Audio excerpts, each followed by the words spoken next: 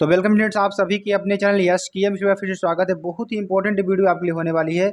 Important video क्यों है अभी आपको पता चल जाएगा। सारी चीज़ों को डिस्कस करेंगे, बस आप हमारे साथ बने रहेंगे तो ठीक है। तो इसमें हम बात क्या करने वाले हैं, कक्षा 12 विषय भौतिक विज्ञान 12 अति महत्वपूर्ण टॉपिक की बात करेंगे जो आपके एग्जाम 2023 बोर्ड में, ठीक है, किस बोर्ड में, 2023 बोर्ड में आने वाले हैं। ठीक है, तो ये प्रश्न आपको अच्छी तरीके से पढ़कर जाना है, जो कि वेरी वेरी मोस्ट इंपॉर्टेंट आपके लिए प्रश्न होंगे। ठीक है, तो इसमें आपको क्या करना है, ज़्यादा चैनल को शेयर करना है, लाइक करना है, कमेंट करना है, सब्सक्राइब करना है और अपने साथियों को भी इसको शेयर करना है। ठीक है, शेयर करने का मतलब क्या होता है कि ये अच्छी वीडियोस आपके साथियों तक अच्छी तरीके से पहुंच सके और अपनी पढ़ाई को वो और भी कॉन्फिडेंट तरीके से पढ़ सके। ठीक है, तो इसमें हम चलिए पहले प्रश्न को पढ़ते हैं। उससे पहले जान लीजिए कि इसकी पीडीएफ भी आपको मिलेगी। कहाँ मिलेगी? एसकेएम स्टडी टेलीग्राम चैनल पर मिलेगी और एसकेएम स्टडी क्लासेस.com वेबसाइट पर मिलेगी और एसकेएम स्टडी ऐप पर मिलेगी। ठीक है, तो चलिए पहले प्रश्न को पढ़ते हैं और आपको अच्छी तरीके से समझाने का प्रयास करेंगे और बताने का प्रयास करेंगे। यहाँ पे देखेंगे पहला प्रश्न क्या है हमारा, जो कि बहुत ही इंपॉर्टेंट है आपके लिए। ठीक है, तो निम्न में से किसकी व्याख्या तरंग के सिद्धांत द्वारा नहीं की जा सकती है? तो इसमें देखिए चार ऑप्शन आपको दिख रहे होंगे।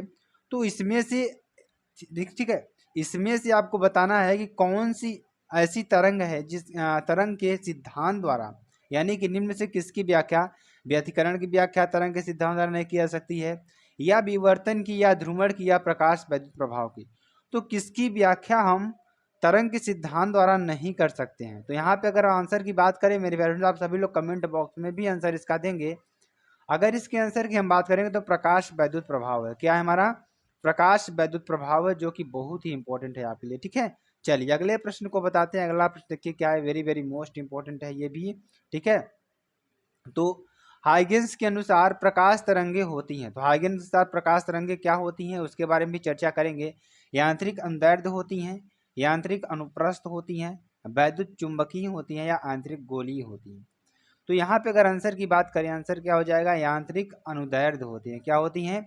यांत्रिक अनुदैर्ध्य होती हैं। ठीक है, तो ये भी प्रश्न आपके लिए बहुत ही इंपॉर्टेंट है। चलिए आगे और प्रश्नों को पढ़ते हैं जो आपके लिए बहुत ही इंपॉर्टेंट है। ठीक है, अब ये भी प्रश्न आपके लिए बहुत ही इंपॉर्टेंट है। ठीक है, ये भी एग्जाम में बहुत बार आया हुआ प्रश्न है। चलिए इस प्रश्न को पढ़ते हैं, अच्छी तरीके से समझाने का प्रयास करेंगे। ठीक है, तो एक समतल वृत्ताकार कुंडली के लिए स्वप्रेरण गुणांक का सूत्र निगमित कीजिए।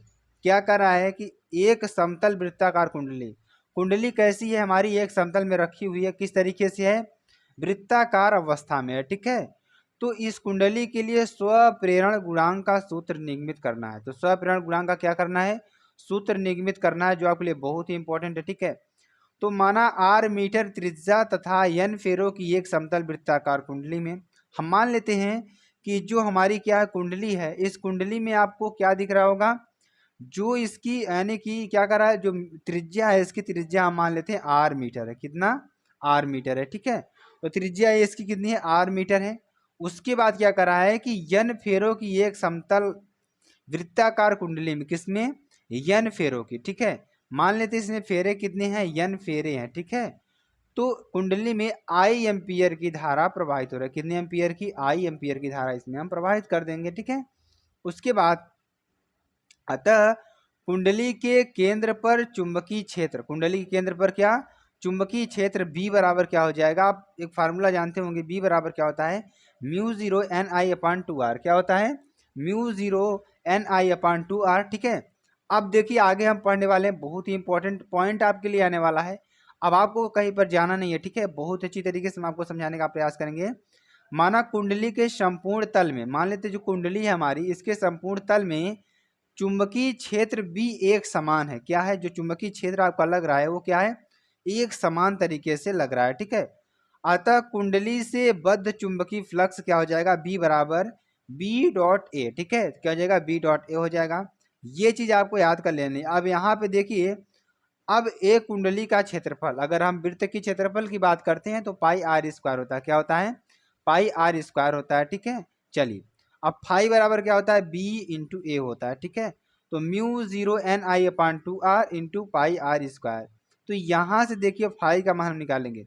हमने बी का मान ऊपर निकाला हुआ है। ठीक है, यहाँ पे आप देखेंगे तो बी का मान हमने निकाला हुआ है। ठीक है, अब बी का मान और यहाँ पे हम रख देंगे ए का मान, दोनों का मान यहाँ पे पुट कर देंगे, रख देंगे तो आपको टोटल क्या मिलने वाला है, mu zero N I upon two R into pi R square बराबर क्या हो जाएगा, mu zero pi N R I upon two. Total इसको मिला देंगे तो फार्मूला हमारा ये चीज बन जाएगा बहुत ही इंपॉर्टेंट तरीके से, ठीक है। अब देखिए आगे क्या है, कुंडली का स्वप्रेरण गुणांक, जो कुंडली का स्वप्रेरण गुणांक है क्या होगा, L equal to N phi upon I, क्या है, L equal to N phi upon I equal to क्या हो जाएगा, एन अपान आई या mu zero pi N R I upon two, क्या, mu zero pi N R I upon two, ठीक है। चलिए आगे देखेंगे, थोड़ा और समझेंगे इसको। अतः समतल कुंडली का जो स्वप्रेरण गुणांक है क्या निकल कर आएगा, तो जो कुंडली का आपका स्वप्रेरण गुणांक निकल कर आएगा क्या आएगा, L is equal to mu zero pi N square R upon two, ठीक है। टोटल आपका ये फार्मूला हो जाएगा, वेरी वेरी मोस्ट इंपॉर्टेंट है, तो आपको इसको अच्छी तरीके से पढ़ लेना है ताकि आपको एग्जाम में कोई दिक्कत ना हो, ठीक है। तो अच्छी तरीके से आपको समझ में आ रहा होगा, ठीक है। तो ये फार्मूला आपको अच्छी तरीके से पढ़ लेना। चलिए आगे आपको बताते हैं आगे क्या आने वाला है, बहुत ही इंपॉर्टेंट है। चलिए देखिए अगला क्वेश्चन आपके लिए क्या है, अगला question very very most important ये भी है, दिए गए वैद्युत परिपथ की सहायता से वोल्ट मीटर का पाठ्यांक ज्ञात कीजिए। तो इसमें क्या दिया गया है, एक परिपथ दिया गया है, इसकी सहायता से आपको क्या निकालना है, वोल्ट मीटर का पाठ्यांक निकालना है, ठीक है। क्या निकालना है, वोल्ट मीटर का पाठ्यांक निकालना है। तो चलिए यहाँ पे देखिए दिया क्या है, E1 बराबर कितना दिया है 18 वोल्ट, R1 बराबर कितना दिया है 2 ओम, और R2 बराबर कितना दिया है 1 ओम, और E2 का मान कितना दिया है 12 वोल्ट, ठीक है। तो इसमें से हमें क्या निकालना है, वोल्ट मीटर का टोटल पाठ्यांक निकालना है, ठीक है। तो सबसे पहले गिवन क्या दिया गया है उसको लिख लेते हैं, और सभी जो भी स्टूडेंट्स हमारे साथ जुड़ रहे हैं तुरंत चैनल को सब्सक्राइब कर देंगे, लाइक कर देंगे, कमेंट और शेयर कर देंगे, साथ ही साथ बेल आइकन को भी दबा लेंगे, ठीक है। चलिए इसको सॉल्व करते हैं और आपको अच्छी तरीके से बताने का प्रयास करते हैं। यहाँ पे देखेंगे दिया क्या है, सबसे पहले उसको दिख देते हैं, उसके बाद आपको अच्छी तरीके से समझाने का प्रयास करेंगे, ठीक है। तो यहाँ पे देखेंगे दिया है E1 बराबर 18 वोल्ट, ठीक है, जो हमने परिपथ में आपको दिखाया हुआ है, ठीक है। उसके बाद E2 बराबर कितना दिया है 12 वोल्ट, R1 बराबर 2 ओम, और R2 बराबर 1 ओम दिया है, ठीक है। अब यहाँ से वोल्ट मीटर का पाठ्यांक निकालेंगे तो E इक्विवेलेंट बराबर क्या हो जाएगा, E1 R2 plus E2 R1 अपान R1 प्लस R2। अब यहाँ पर सारे मान को पुट कर देंगे और अच्छी तरीके से आपको निकल कर आ जाएगा। देखिए E1 का मान कितना दिया है 18 वोल्ट दिया है, और R2 का मान कितना दिया है 1 ओम, ठीक है। तो यहाँ पे रख देंगे। उसके बाद E2 का मान कितना दिया है 12 वोल्ट, R1 का मान कितना दिया है 2, ठीक है, और अपान में 1 प्लस 2 कर देंगे क्योंकि R1 प्लस R2 है, ठीक है। चलिए अब देखेंगे यहाँ पे टोटल कितना आएगा, हमारा 12 वोल्ट निकल कर आ जाएगा सॉल्व करने पर, ठीक है। तो ये आपके लिए 14 वोल्ट आएगा, सॉरी स्टूडेंट कितना आएगा 14 वोल्ट आएगा, बहुत ही इंपॉर्टेंट प्रश्न आपके लिए, ठीक है। चलिए अगला प्रश्न देखिए क्या है, वेरी वेरी मोस्ट इंपॉर्टेंट ये भी है कि भूचुंबकत्व के अवयवों में आपस में संबंध लिखिए, ठीक है। जो भूचुंबकत्व होते हैं इनके अवयवों में क्या लिखना है, आपस में संबंध लिखना है, ठीक है। तो क्षैतिज व ऊर्ध्वाधर घटकों में संबंध क्या आएगा हमारा, V बराबर H tan थीटा आएगा। तो H बराबर कितना आएगा हमारा, पृथ्वी के चुंबकीय क्षेत्र का जो क्षैतिज घटक है क्या आएगा हमारा, H क्या है, पृथ्वी के चुंबकीय क्षेत्र का क्षैतिज घटक है। V क्या है हमारा, पृथ्वी के चुंबकीय क्षेत्र का ऊर्ध्वाधर घटक है। और थीटा क्या है हमारा, नति कोण, क्या है हमारा, नति कोण है, ठीक है। तो ये आपको समझ में आ रहा होगा, ठीक है।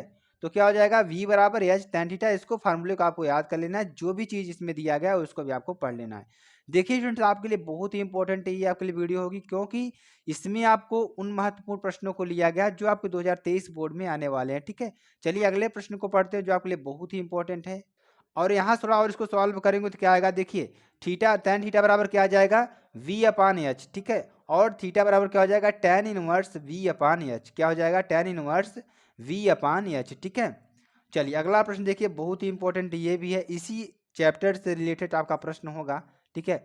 तो किसी स्थान पर पृथ्वी के चुंबकीय क्षेत्र के क्षैतिज एवं ऊर्ध्वाधर घटक एक दूसरे के बराबर हैं, क्या हैं, एक दूसरे के बराबर हैं। उस स्थान पर नमन कोण का मान परिकलित कीजिए, किसका मान निकालना है, नमन कोण का मान आपको निकालना है, बहुत ही इंपॉर्टेंट है ये, ठीक है। चलिए यदि नमन कोण थीटा बराबर क्या है, थीटा है, तो tan थीटा बराबर क्या हो जाएगा, V अपान H हो जाएगा, ठीक है। तो प्रश्न के अनुसार B बराबर क्या हो जाएगा, H हो जाएगा, क्योंकि ये क्या है, एक दूसरे के बराबर है। ये हमें कंडीशन दे रखा है तो इसको आपको भूलना नहीं, क्योंकि ये कंडीशन है, आपको याद कर लेना है, ठीक है।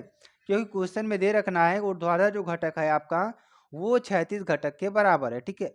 तो यहाँ से tan थीटा बराबर क्या हो जाएगा 1 या tan 45 डिग्री, ये बराबर क्या हो जाएगा यहाँ पे थीटा बराबर 45 डिग्री आपको निकल कर आ जाएगा। ठीक है, चलिए अगला क्वेश्चन देखिए, बहुत ही इंपॉर्टेंट है ये भी है।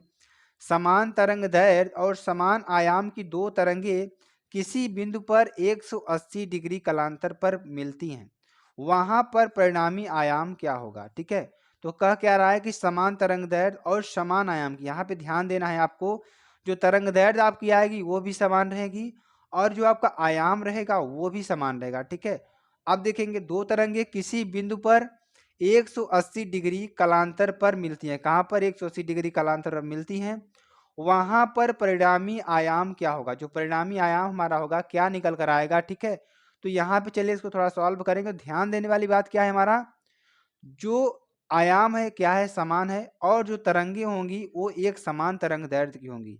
ये दो पॉइंट आपको याद कर लेना है। ठीक है, अब आगे हम बात करेंगे और आपको समझाएंगे। उससे पहले जो भी स्टूडेंट्स हमारे साथ जुड़ेंगे तुरंत चैनल को सब्सक्राइब कर देंगे और टेलीग्राम चैनल को भी ज्वाइन करेंगे, जहां पर इसकी पीडीएफ भी आपको मिलेगी। ठीक है, चलिए दिया क्या है, फाई बराबर 180 डिग्री दिया है। ठीक है, और ए आर बराबर हमें मालूम है फार्मूला क्या, अंडर रूट A1 का स्क्वायर प्लस A2 का square plus 2A1 A2 cos phi, ये हमारा फार्मूला है।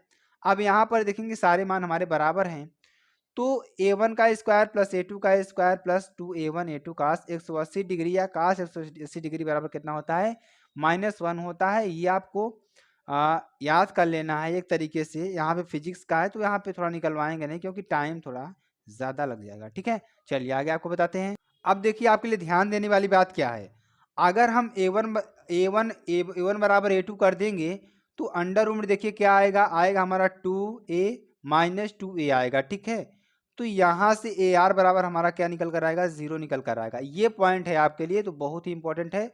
तो रिजल्टेंट जो हमारा आयाम आएगा कितना आएगा, 0 आएगा। ठीक है, तो ये आपके लिए महत्वपूर्ण टॉपिक हो सकता है। चलिए अगला प्रश्न देखिए, ये भी बहुत ही इंपॉर्टेंट है आपके लिए और आपके एग्जाम में बहुत बार आया हुआ है।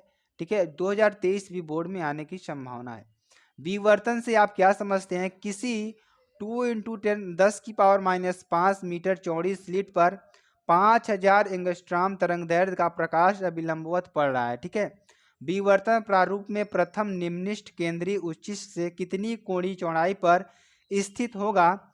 केंद्रीय उच्चिष्ट की चौड़ाई भी ज्ञात कीजिए। क्या करना है, केंद्रीय उच्चिष्ट की चौड़ाई भी ज्ञात करना है, बहुत ही इंपॉर्टेंट है ये भी। ठीक है, तो चलिए इसको निकालते हैं और आपको समझाने का प्रयास करेंगे। यहाँ पे तो तरंग दैर्घ्य लैम्डा बराबर कितना होगा, 5000 एंगस्ट्रॉम, तो 5000 × 10⁻⁻10 मीटर।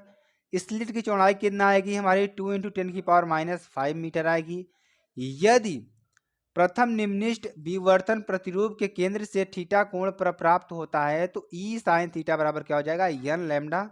ठीक है, लैम्डा बराबर क्या हो जाएगा, ई साइन थीटा, क्योंकि यन का मान हमारे कितना दिया है, 1 दिया है। ठीक है, तो साइन थीटा बराबर क्या आ जाएगा, लैम्डा अपान ई आ जाएगा, यानी कि 5000 × 10⁻⁻10 अपान 2 × 10⁻⁻5। ठीक है, तो यहाँ से आपको क्या निकल कर आएगा, 0.025। ठीक है, तो यहाँ से थीटा बराबर क्या आ जाएगा हमारा, साइन इनवर्स 0.025, ये हमारा 1.4 डिग्री सेंटीग्रेड आएगा। अगर इसको हम डिग्री में चेंज करते हैं तो 1.43 डिग्री आएगा। ठीक है, और यहाँ से अगर हम रेडियन में चेंज करेंगे तो कितना आएगा, 2.5 × 10⁻², रेडियन। क्या आएगा, 2.5 × 10⁻² रेडियन आएगा। ठीक है, चलिए आगे आपको बताते हैं। आगे देखिए, तो केंद्रीय उच्चिष्ट की जो कोणीय चौड़ाई हमारी आएगी, 2 थीटा बराबर क्या आएगा, 2 लैम्डा अपान ई, या 2 × 1.43 बराबर क्या हो जाएगा, 2.86। क्या हो जाएगा, 2.86 आ जाएगा। ठीक है, या इसको सॉल्व करेंगे तो 2 × 0.025 यह आएगा 5.0 × 10⁻⁻² रेडियन। ठीक है, तो ये आपको चेंज करने वाली बात है, रेडियन जब आप चेंज करेंगे तो आपको ये चीज़ें मिलने वाली। या आपके जो एग्जाम होगा तो आपको क्वेश्चन पेपर के पीछे इन सब मानों को दिया रहेगा। ठीक है, तो ये मान आपके दिए रहेंगे। ठीक है, चलिए अगला क्वेश्चन देखिए, बहुत ही इंपॉर्टेंट ये भी है। यदि समान आयाम ए की दो प्रकाश तरंगों के व्यतिकरण से परिणामी तरंग का आयाम ए ही प्राप्त हो, तब दोनों तरंगों के मध्य कलांतर क्या होगा। तो परिणामी आयाम क्या हो जाएगा, A²R या AR का स्क्वायर बराबर A1 का स्क्वायर प्लस A2 का स्क्वायर बराबर क्या हो जाएगा, 2a1 a2 cos फाइव। या अब देखिए क्या है हमारा टोटल क्या है a है, सारे मान क्या है हमारे आयाम क्या है a हैं, तो यहाँ से a का स्क्वायर बराबर a का स्क्वायर प्लस a का square 2a into cos five क्या हो जाएगा, a स्क्वायर बराबर 2a स्क्वायर क्या हो जाएगा 2a square plus 2a square cos five, या a स्क्वायर बराबर क्या हो जाएगा 2a square 1 plus cos five.